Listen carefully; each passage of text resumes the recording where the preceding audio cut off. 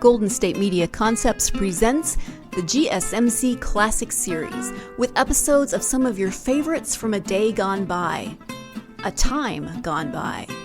Join us as we time travel to some of your classic favorites from yesteryear. The GSMC Podcast Network invites you to sit back, relax, and enjoy the GSMC Classics series on the Golden State Media Concepts Podcast Network.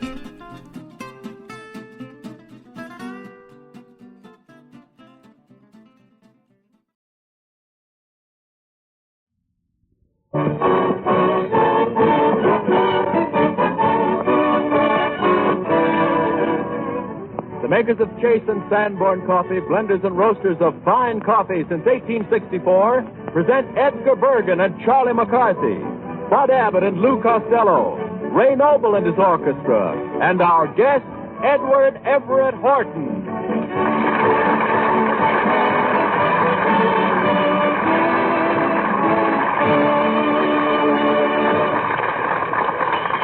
Did you hear that, Bergen? Did you hear what he said? Did I hear what, Charlie? Edward Everett Horton's going to be here? Yes. Why does he have to come here for anyway? Well, what do you expect? Huh? I've been avoiding him, all week. Oh, yeah. I'm going to have to face it sometime, Charlie, so I might just as well do it today. Yeah. What's he so burned up about? It all happened just because my kangaroo got loose and ruined his garden? Well, that's it, yes. Well, I couldn't help that. She didn't know better. Charlie. But Mr. Horton has a very valuable garden. Is that so? Yes. You see, his garden is his pride and his joy. Oh. Yes. His garden is his baby. Well, the kangaroo is my baby. Yes. Adopted, of course. Yes. Charlie, I'm just a little bit tired of that Australian jumping jack of yours. Now, that's no way to talk about Charmaine, Bergen. She's a very valuable animal, Charmaine is. Charmaine. Yeah. Valuable. That's right, yes. What good is a kangaroo? Just an expense and a nuisance. I wouldn't say that. What good is she? Well, I don't know. She can come in awfully handy. Yes, doing what? Well, I can train her to carry my books to school in her pouch. In her pouch, yes. We could use her for a portable ashtray. Oh, no. That's ridiculous. Might even teach her to be a car hop. A car hop, yes. Well, that doesn't repair the damage she did to Mr. Horton's garden. I have a suggestion, Edgar. Yes? If you'll just explain to Mr. Horton. Now, don't give me any of your help, Ray. Yes, but... If it hadn't been for you and your Australian friends, we wouldn't have that kangaroo on our hands now. Yes, but Edgar... I don't care, yes. Why don't you keep that kangaroo yourself instead of palming him off on Charlie? Well, I just couldn't keep the kangaroo at my place. Well, why? Well, you don't know how jealous Olivia is. Oh, you mean your wife? Oh, no. Myrtle's my wife. Oh, yes. Olivia's my pet ostrich. Your ostrich? She's quite a problem, Edgar. She's awfully high-strung. You mean she's temperamental, huh? Oh, yes, she's terribly sulky. Just buries her head in the sandbox. Your wife? No. My ostrich. Oh, the ostrich. Of course, yes. Why, only this morning we had quite an argument. Oh. Now, when I leave the house, I walk out backwards. Oh, what's the matter? Well, I'm afraid of getting kicked. Oh, I see. By whom, the ostrich or your wife? Oh, both, old boy. Oh, yeah. He's in a tight spot. Yeah. You wouldn't be interested in giving her away. Now, wait a minute, Charlie. We're not going to have an ostrich on our hands. Oh, I see. Now, that isn't solving our problem either. I'm still plenty in trouble with that Mr. Horton, Yeah. Well, what are you going to do about it, Bergen? Well, I guess the best thing to do is to apologize. Uh-huh. I'm a little bit embarrassed, for having avoided him all week. I don't blame you. Mr. Bergen, you have acted shamefully. Yes, I'm afraid I'm just a cad. Cad? Yes. That makes me a caddy. Well, never mind that, young man. Now, when Mr. Horton gets here... I know. I'll tell him you're not at home like I've been doing all week. No, but we can't keep that up. We can't. No. Charlie, we'll just have to face it and tell the truth. The what? The truth. Oh, that old thing. Yes. You see, Charlie, the mess we're in now only proves the old saying that for every lie you tell, you have to invent 20 more. 20 more? Yes. Well, I think I'm the guy that can do it, too. You certainly are. Don't you ever, Charlie, get the impulse to dispense with lying? Yes. You do? Mm-hmm. but I usually manage to fight it off here. Well, why? I don't know. The truth and I just don't get along. Incompatibility is quite a scandal. Yes. But, Charlie, you must force yourself to tell the truth. Yeah? Yes. Why? Well, why? Yeah. I asked you first. Yes, I know. because the truth is beautiful. It is? Yes. Beautiful? That's what it is. Ain't I ugly? Yes. See, Charlie, it's wrong to tell a lie, even a white lie. Oh, I don't bother with those white lies. Mine are all in technicolor. Yes, I know. Why, Charlie, don't you know there's even honor among thieves? Oh, I don't know. I think they're just as bad as other people. You do? Well, just the same, it pays to be truthful. Yeah? Do you know how to make people look up to you? Well, live on a hill? No. I give up. By telling the truth. Oh, we're back to that darn thing. Yes. Men have become famous for telling the truth. Yeah? Famous men make a habit of it. Yeah, well, let them stick to their racket and I'll stick to mine.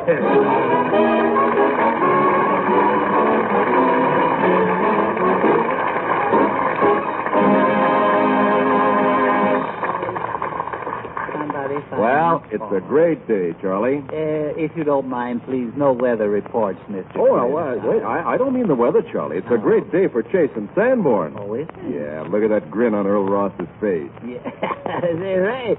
Have we copped another chopper, Coben Quad? How am I doing, Professor? Did you get that Coben Quad? Did you get Your that? coffee talk is perfect, Charlie. Yeah, it's pretty good. But what am I saying? You said that Chase and Sanborn are buying those rare Coban coffees from the mountains of Guatemala. To blend with the Madelons and fancy old crop Morris. Yes, those are all fine coffees, famous for their flavor. In fact, those are the coffees that make Chase and Sanborn truly a man's coffee. That's a good name for it, Buddy Twist. The rich, new, full-bodied Chase and Sanborn blend that grocers are selling right now is a man's coffee. And the beauty of it is that ladies go for a man's coffee, too. And why not? They get finer flavor and more of it. And yet, the price remains reasonable as always. Now, folks, if you haven't tasted Chase and Sanborn very lately, you can't possibly know just how delicious it is now. Our experts have set out to blend for you the finest coffee you've ever tasted. Now, we think they've succeeded as never before in our history. So get some right away and try it. Ask for Chase and Sanborn coffee now.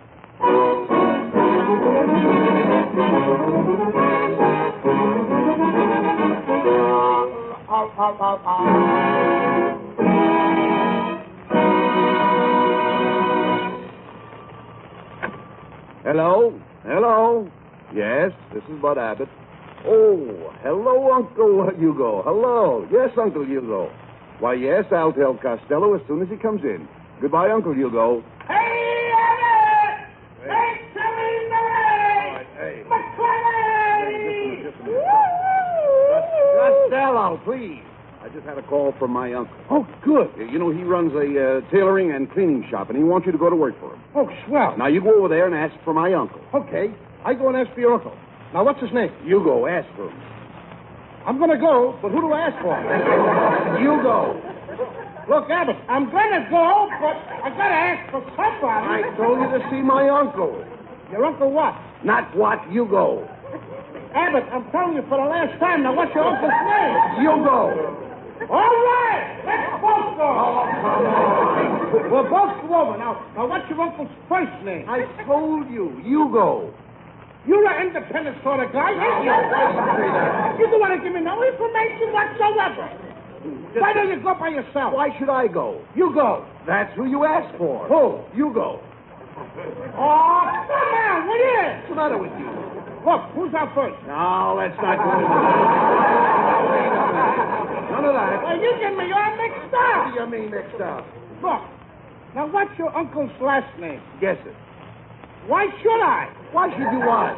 Guess his name. I didn't tell you to guess his name. Didn't you tell me his name was Hugo? Yes. And then I asked you his last name is? I said guess it. That's what I thought you said. Well, Is it McCarthy? no, Is it Murray? no, Sherman? no, Rappaport? no. That's all I can guess. Costello, look, I'm telling you for the last time, you go guess it. You understand now? You go guess it. You go jump in a lake. Now, look. Now, listen to me. I ain't got no time for college around with you, Never mind that. I don't care whether you go to work for my uncle or not. But anyway, here's his card. Call him up. Okay, I'll call him up, but I won't ask you. I'll ask him his name. All right. Is this the card? Yes. This is sure a funny phone number. What do you mean? Established. 1903. No, don't be silly. That isn't a phone number. It's got it right down the corner Oh, here. that's the year he started in business. He founded it in 1903. Oh, he founded the business? Who lost it? Nobody lost. Well, you said your uncle founded it. I said he founded it. Can I help it if you don't speak good English? Look, He founded it. My You uncle- get the big dummy. Will you listen to Founded me, it. please? My uncle You mean found- he finds it? No, nothing of the kind. He founded the tailoring business. You understand that? He simply went out and founded it. Oh, founded it? Founded it. You got so many keys in it. Founded it? My keys out to use. All right, as long as he founded it. Where did he look? He didn't look any place. It was there. Well, if it was there, why was it lost? It wasn't lost. He founded it. How could anything be found if it wasn't lost? Because there wasn't anything there till he founded it. Founded it in what? Never mind the business. Founded it the business? Yes. What business? Look, he's making victory suits for men. Oh, making victory suits for men. And you're going to help him. Ooh, you want me to help him make That's suits? the idea. Oh, boy, I'll help him. That's fine. Hey, Abbott, What? is it hard work to make a suit? Oh, it's so-so. Seems hard. No, seems easy. What seems easy? Seems that you sew. Who sews? You sew. That's what you do. You sew and sew. Don't you swear at me. Oh, you got kind of language with me. Never mind that. Don't call me names. I'm talking about sewing seams. Well, let's drop it. Drop what? The seam. You can't drop the seams. Why not? The sleeves will fall off. I was a fool to ask anyway. You see, it's the seams that hold the sleeves off. What sleeve? The left one. Without the seam, the left sleeve will fall off. What happens to the right sleeve? It's left. You just said the left sleeve fell off. That's right. What's right? The left is right. And the right is left? Right. Do you mind if I loosen my garters? It's getting stuffy in here. Listen.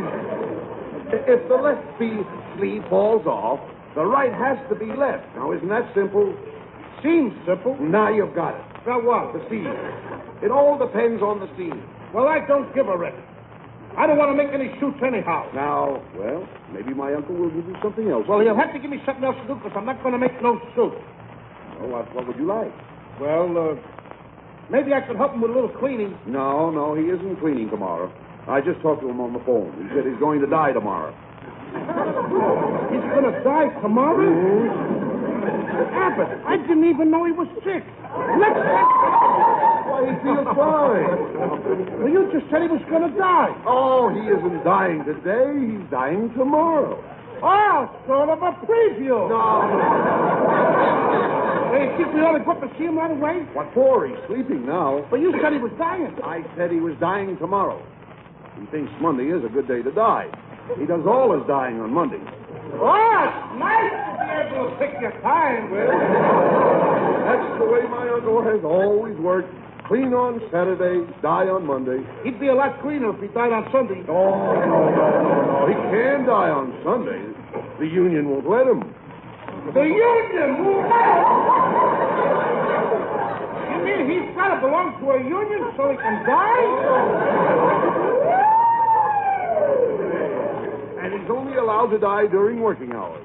If he dies after 6, that means time and a half for overtime. You mean he gets paid for dying? Oh, yes. It's piecework. Oh, he dies a piece at a time. Well, that's right. Now you're getting it. He starts with the pants. He starts with a pen. He's probably ill by now. What do you We better mean? go to the hospital and see him. Oh, he is in the hospital. He always dies in the sink. Dying in the sink. What is he, a drip? What are you... What? Why does he die like everybody else? Why don't he die in the hospital? Can't die in the hospital. Why not? They have no dye. You gotta have dye to die? What do you mean you've got to have dye to die? Without dye, you can't die. You've got to have dye to die. You gotta have dye to die. Yeah. All right, never mind, Costello. You'll never be a businessman as long as you live. I wish that one remark you never made. That last remark. No, certainly not. Here's all these opportunities. You just throw them away with the wind. I don't. No, I don't. Because I'm a pretty good businessman. But all that kind of talk you make in that language, you get me all mixed up. What do you mean? Who's on first? What's on second? No, there's nothing wrong Dying with that. tomorrow instead of today. I'm a bigger businessman than you are. I don't think so. Let me tell you something, Abbott. What? Just yesterday, I picked up something in the market. Yeah. And when I bought it, it was 52. And in 2 hours, it went up to 78. Hey, wait a minute. Went up 26 points. 26 points in 2 hours. That's marvelous. Say, I'd like to get in on that. What did you buy? A thermometer.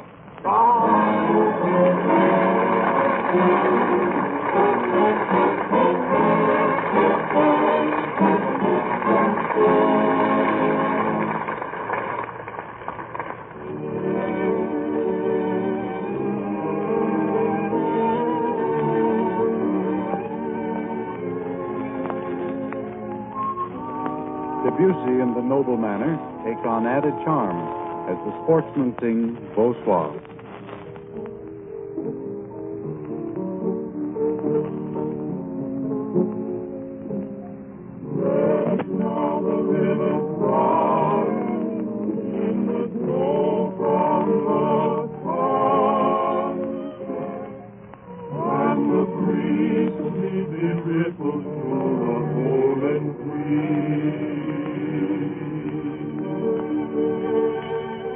The voice in your heart that bids you to rejoice. Waste no taste of the joys life bestows.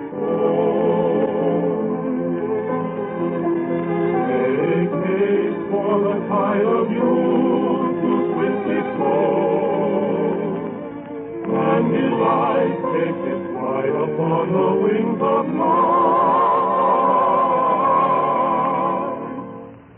And learn from the mountain road,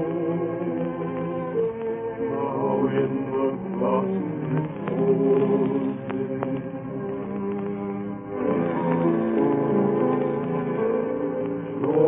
Joy, hasten,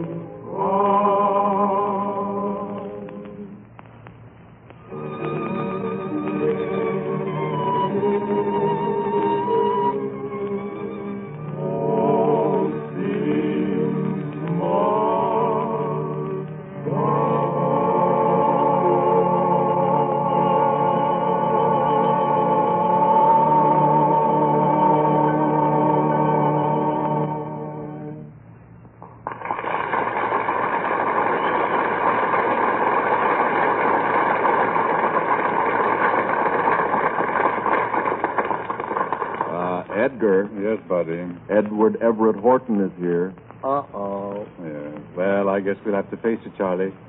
Show him in, buddy. All right. Come right in, Mr. Horton. You know, this is all your fault, Charlie. You and that Charmaine, that kangaroo of yours. Oh. There you are. Oh, yes. Hello, Mr. Horton. What can I do for you? I am here to see a man about a kangaroo. And I do mean roo. Well, Did you say kangaroo? I said it distinctly. Kangaroo. A large animal native of Australia with stringy legs, pouch pockets, and a pelt in the back. Yes, it must be the same one. yes, I'm sure it is. Yes. Mr. Horton, I think I can explain. No explanation is necessary, Mr. Bergen. I am only interested in one thing, collecting damages. Damages? I said damages. I presume you received the letter I wrote you about this whole affair? Yes, I did. Yes. You did? Yes. Well, come. What about it? Well, The letter was insulting and revolting. And besides that, your typewriter needs a new ribbon. Now, you listen to me, young man. You have been annoying me constantly ever since you and Mr. Bergen moved in next door. Well, Mr. Horton, can't we discuss this in a friendly way? After all, we're neighbors. Yes. Unfortunately, we are. Our neighborhood used to be respectable until certain people moved in it. Oh, now, don't be so sensitive about it. Everybody's getting used to you now, Mr. Horton. Observations from you, young man, are entirely out of order. Entirely.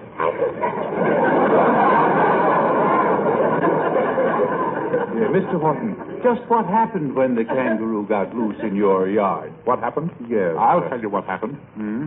There I was, Mr. Bergen, out in my garden, nursing my nasturtiums, harvesting my hyacinths, potting my petunias. Oh, I see. So you like gardening? Like it? Or you don't like it?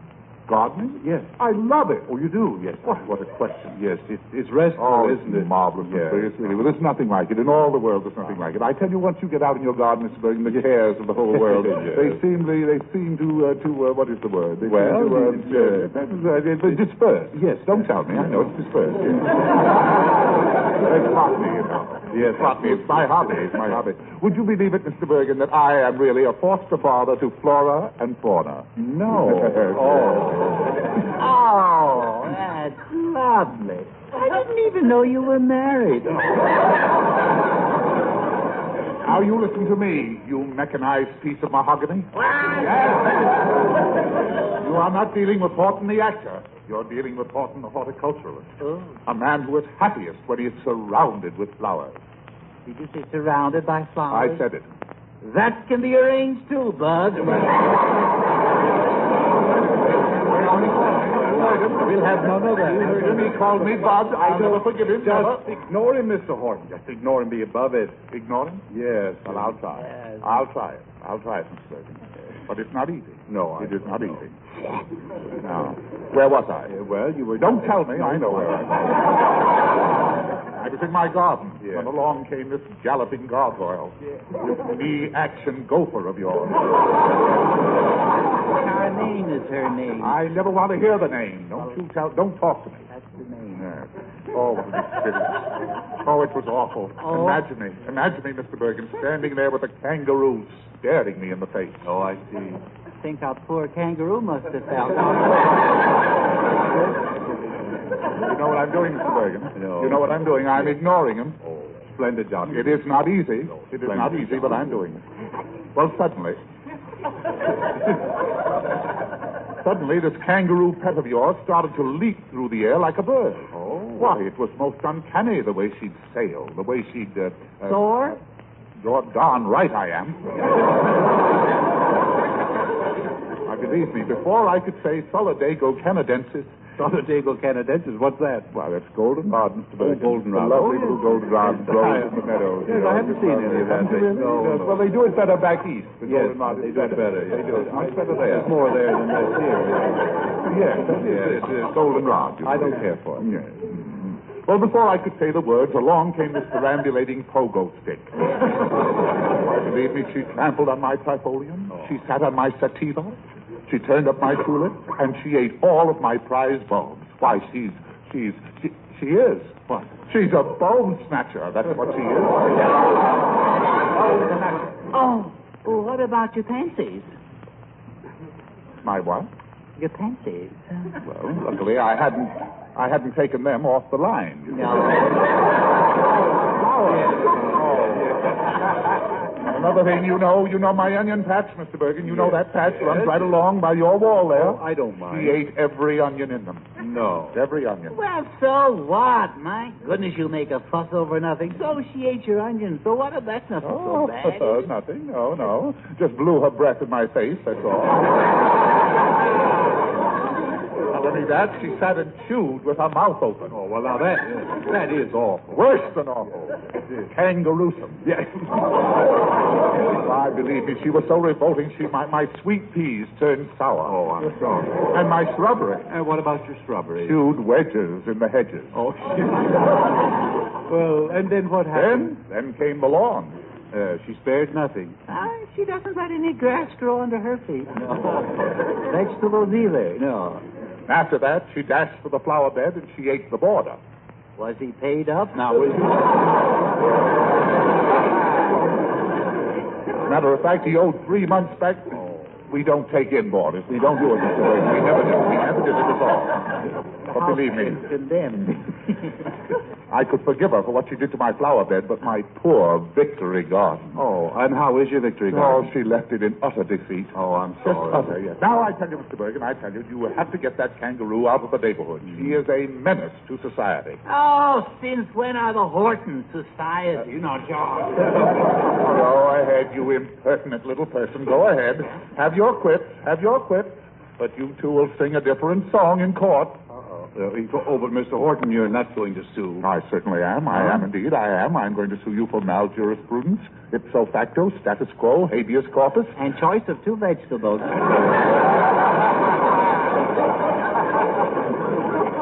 Mr. Horton, you can't do this. Surely we can make a settlement. Yeah, how about a package of seeds, Mr. Horton? A package of seeds. Yes. After all, that's all you started with. You're very funny, aren't you? The court will certainly appreciate your sense of humor. Oh.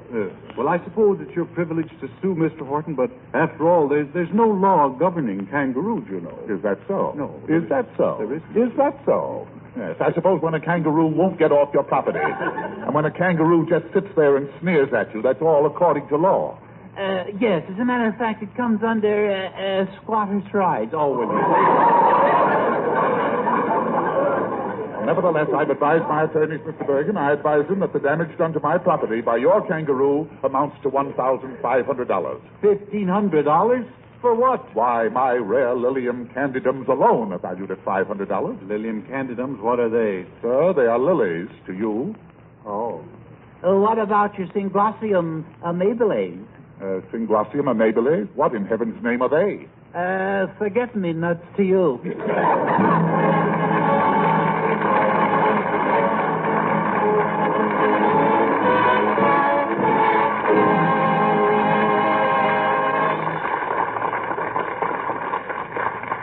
Come on, gang, gather around. I want you to sample a man's coffee while it's hot. And, say, while we're at it, Mr. Noble, how about serving some to your guests, those flying students from South America who are here today? Why, I'd be delighted to, buddy. All right, you boys just sit as you were. Well, it's no more than right, after all, is it? How's that, Mr. Horton? Well, they sent the coffee to us. I mean, after all, the least we can do is to send them a cup apiece. On my word. Yes, boys, it's coffee from home. Notice the aroma, Mr. Horton? I do. Why, it's wonderful, isn't it? Isn't it wonderful? It fills the whole room. Yes, and plenty of good, lusty flavor, too. That's what men like. Well, Earl Ross will tell you... Chase and Sanborn supply more restaurants, hotels, and clubs than any other coffee roaster in the country. Where men eat. Yes, Chase and Sanborn just naturally goes with thick steaks and deep, juicy apple pie. That's how we learn to blend coffee for men. And, as it works out, the ladies prefer a men's coffee, too.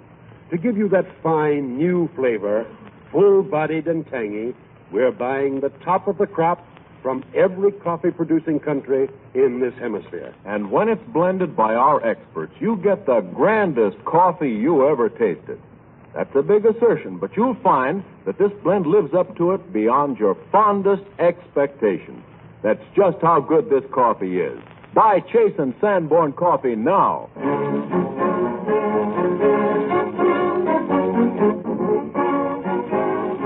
Be with us again next Sunday when Charlie's guest will be Jane Withers.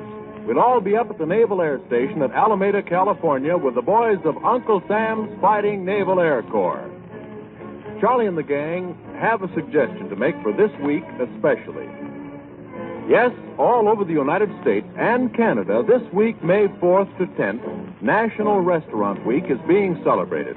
This annual event reminds us all of the fine food and excellent service our restaurants provide the year round. So this week, enjoy the pleasures of dining out. Eat in your favorite restaurant during National Restaurant Week. The date again, May 4th to May 10th. This is Buddy Twist saying goodnight from Hollywood. This is the National Broadcasting Company.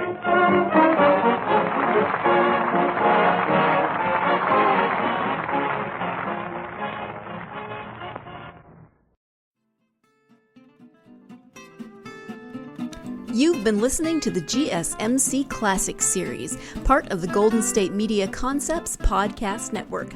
Follow us at www.gsmcpodcast.com and find all of our timeless programming by typing GSMC Classics into any podcast app, including Apple Podcasts, Google Podcasts, SoundCloud, Stitcher, and more.